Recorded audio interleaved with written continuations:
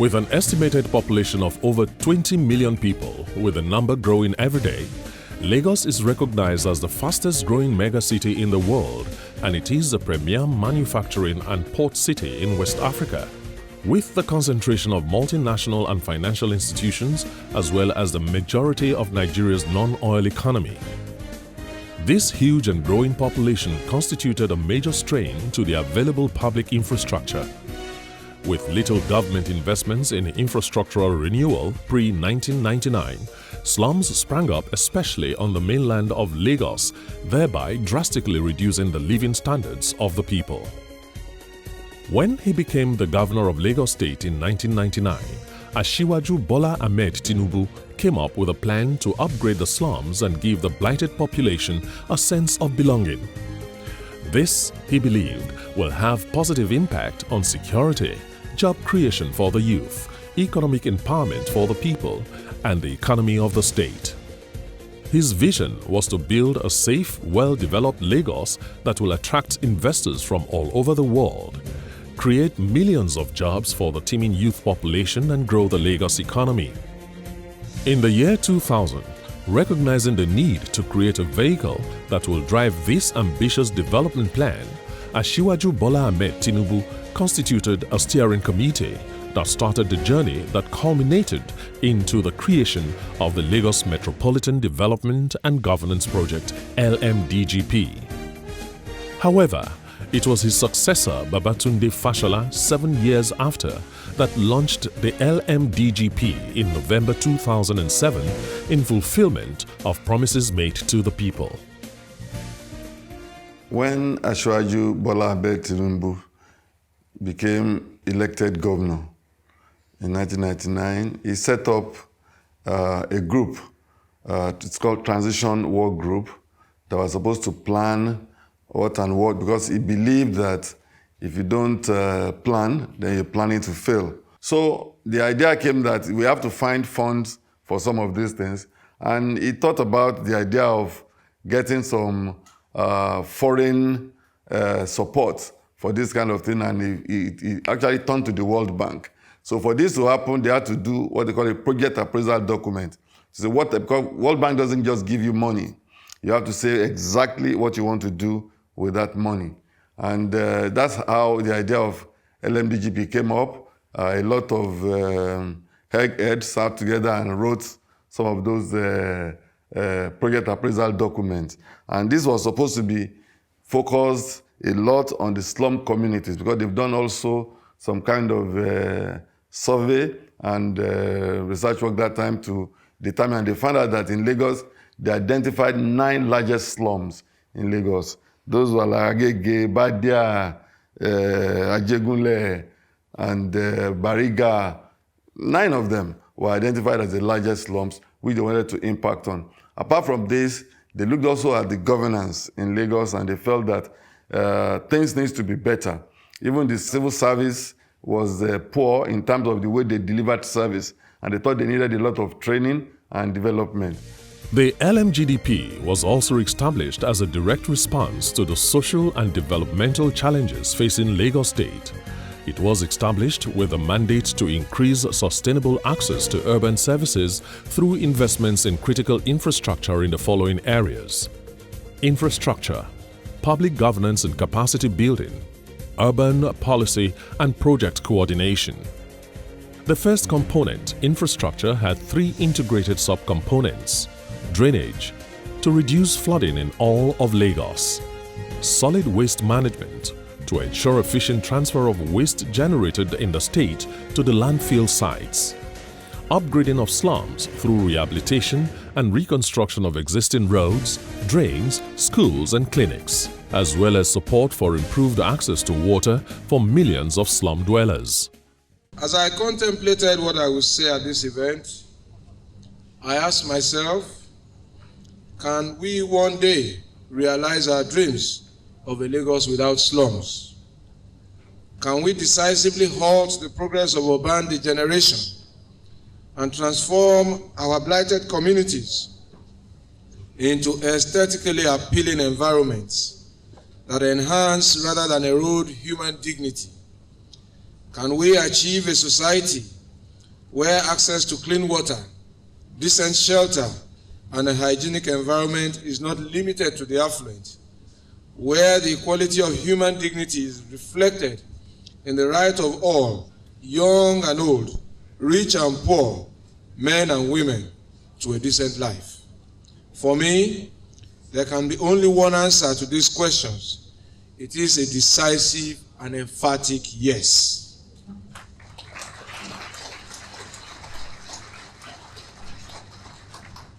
Of course, there is no magic wand to abolish the slums that damage the self-esteem of millions of our people in an instant. But with determination, a sense of purpose, an unbroken focus, we can systematically and progressively liberate the potentials of our slums and unveil the hidden beauty that is distorted by urban blight. We are taking another bold step in this direction today as we launch the project of upgrading 9 of our largest urban slums, as well as provide social amenities and infrastructure in some parts of the metropolis. The credit for Lamata, which is a very strong brand in Lagos State today, and the credit for the LMDGP, which has already started life as a very, very life-impacting and life-changing logo, go to the man who wears the cap of the broken chain, the Asiwaju of Lagos.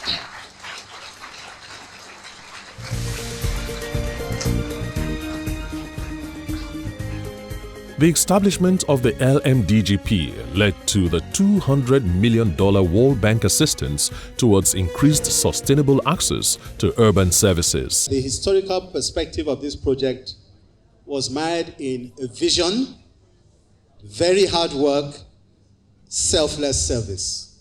A vision, very hard work, selfless service. That really is what the historical perspective of this project was all about. Started in 1999 when the administration came into being. Started when we initially paid a visit to the World Bank in Washington, D.C. And at the time, we were discouraged because the World Bank then said that they didn't want to deal with subnational governments. They would rather just deal with the federal government. And since they had 36 states in the federation, they really didn't have time to deal with each of the individual states. However, we decided to go it on our own. We put our heads together through a very, very solid team. We were able to craft a strategy for the future of Lagos, which was taken from the Betty economic summits and consistent implementation of the vision of poverty alleviation and economic growth 1 year after the next.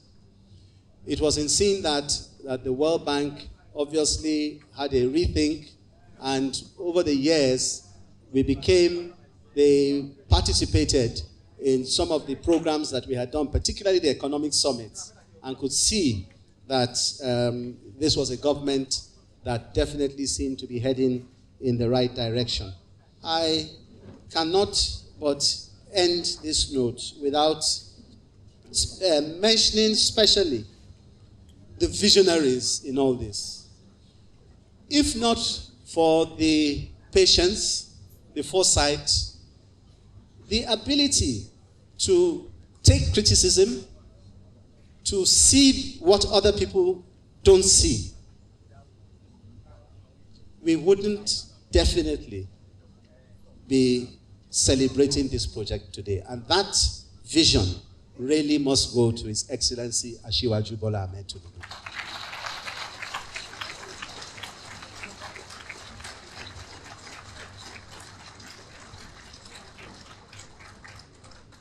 I remember the early beginnings when we started in 1999. Mr. Cardozo gave a very good overview. You're right, it's taken a lot of dedication and a lot of hard work to come this far. I think the challenges that Lagos faces are overwhelming and will probably continue to be overwhelming for a long time to come. Without this knowledge, we could not have crafted what would be of strategic help to Lagos. When you look around, there's money and resources needed for almost everything. And I think it's important for me to mention at this point the vision of the former governor of Lagos State. The very first time I met him and we shared photographs of some of the slums where we had been, and tossed ideas about what could be done when the dominant paradigm at that time was to build housing and redevelop slums and abolish them. I still remember the first day I met him and we shared these photographs of before and after, what happens, what you can do with slum upgrading. And I have never met anybody in leadership who grasped the concept so fully and so quickly.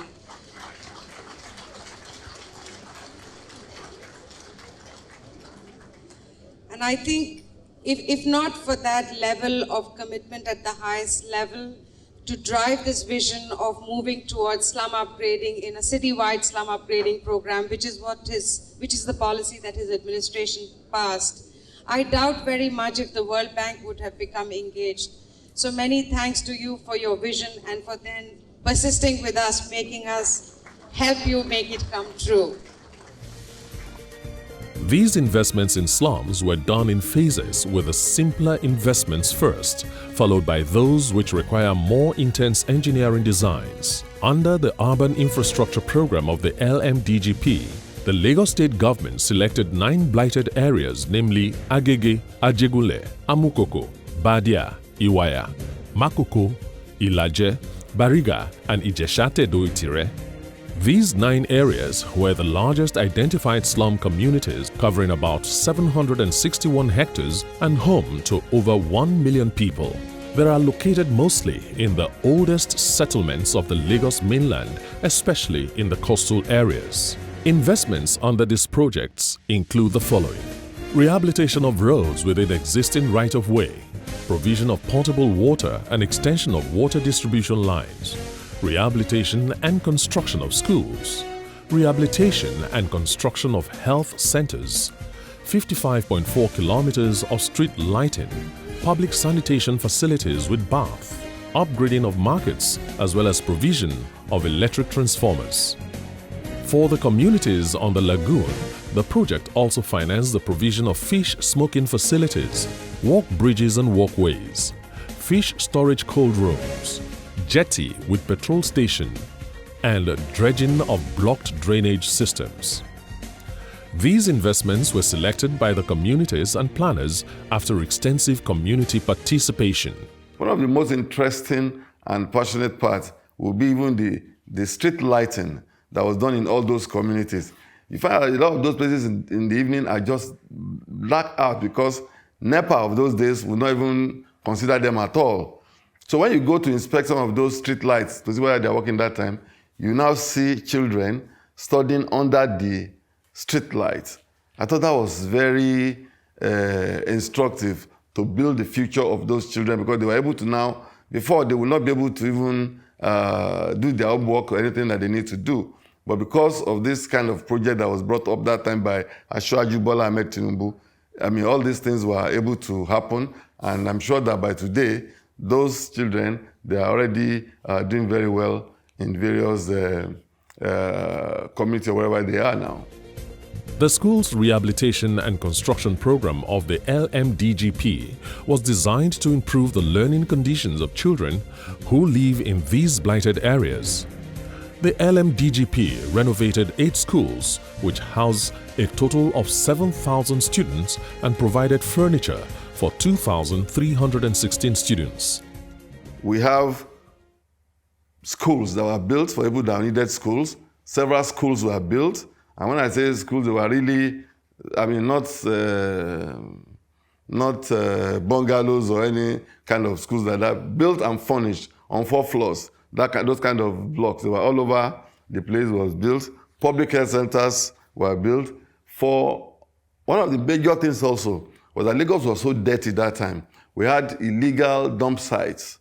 They were called illegal dump sites all over that time. You had at Oba Ogunji, you have them at Badia, you have them at Ajegunle. They were like mountains of refuse all over the place. Under this project, all those refuse were cleared. They were all cleared. And then instead, we built in place what they call transfer loading stations, TLC. The transfer loading stations, what that enhances is that you are able to do a quick turnaround for the vehicles that are taking the refuse from various places. Because instead of them to take it to Ojota, They will just take it to the nearest transfer loading stations. At that transfer loading station, it is compressed and boxed, and then they are put on trailers and loaded in the night, now to be dumped at the landfill site. So it was a very ambitious project that even the World Bank people that were involved will say, wow, whoever thought of this project, this is a very ambitious project that you don't have many of it in the world. The center of business in these blighted areas are the markets. Before the intervention of the LMDGP, markets in Lagos blighted areas were an eyesore with no proper sewage and waste disposal system put in place.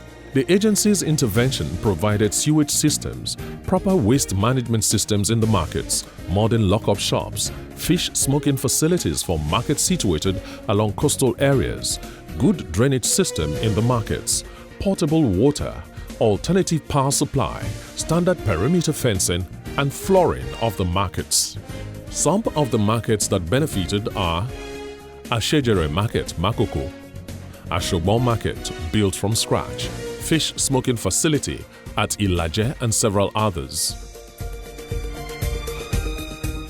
The most significant cause of flooding is the inadequate hydraulic capacity of drainage networks due to poorly designed and constructed drains. Initial investment in drainage was the rehabilitation of bottlenecks, removal of garbage in 118 kilometers of drainage network, re-engineering of 7.8 kilometers of drainage network, Alafia in Amukoko 1,000-meter canal constructed by the LMDGP, which started on the 21st of March 2009. Lagos generated between 4,000 and 6,000 tons of refuse per day. LMDGP supported the Lagos State Waste Management Authority (LOMA) in the construction of communal waste depots, evacuation of illegal dump sites, and upgrading existing landfill facilities. Obele Oniwala, Ijeshatedo Itire, and Ikate Olaogun all had huge dump sites which were evacuated by the LMDGP and a communal waste depot constructed in Ikate. Public health centers were constructed and some existing ones were rehabilitated. LMDGP's intervention did not just end at constructing and rehabilitating these facilities, they also helped in building systems that made them run more efficiently for the special needs of the communities where they are sited. The LMDGP sank boreholes complete with overhead tanks in several communities, which to a great extent improved healthier living for people living in these blighted areas. Water supply was a common problem in these slums, and residents were forced to buy water at very exorbitant rates. With LMDGP's intervention in this regard, the people had access to potable water for next to no charge. Solar-powered streetlights were provided for these communities to light up their streets. This project was received with a lot of enthusiasm by the people, and some members of the community were trained on how to maintain the infrastructure so that benefits derived will be sustained. Projects were going on in 9 different blighted areas of Lagos at the same time. The Lagos State government had an agreement with contractors that members of the communities should constitute at least 50% of the workforce needed for the execution of these contracts. This provided jobs for thousands of the youth population. The upgraded facilities like the markets made it possible for more people to trade and render auxiliary services needed to maintain the facilities, and more people were engaged by the government to man their own end of the work. Less than 1 year after he became governor of Lagos State, Asiwaju Bola Ahmed Tinubu started work on how to make life better for the ordinary people living in blighted communities in Lagos State, with the hope of making life better for them. 7 years down the line, the project finally took off with the immeasurable benefits for the ordinary people of Lagos. Today, they have better quality of life because their businesses, health, education and environment had been enhanced more than they ever thought possible. The doggedness which Asiwaju Bola Ahmed Tinubu exhibited in getting this dream to come to fruition speaks volumes of his love for the people and his desire to give the people a better life. Asiwaju Bola Tinubu is an amazing Democrat. and a passionate hard worker. As a matter of fact, with that exaggeration, I can say I've not seen anybody that works as hard as Asiwaju does. When he starts to work, he doesn't look at time. Really, he has passion for success and good governance. And I think at this point in time, we are lucky to have somebody like that aspiring to become even president of Nigeria. And I really wish him luck, and I hope that he gets there, because I am certain, without any doubt in my mind, that will make a huge difference. This is the attribute of a true and visionary leader who will never give up in giving his people a better life. He demonstrated this with the conceptualization, constant and sustained work needed for the birth of LMDGP.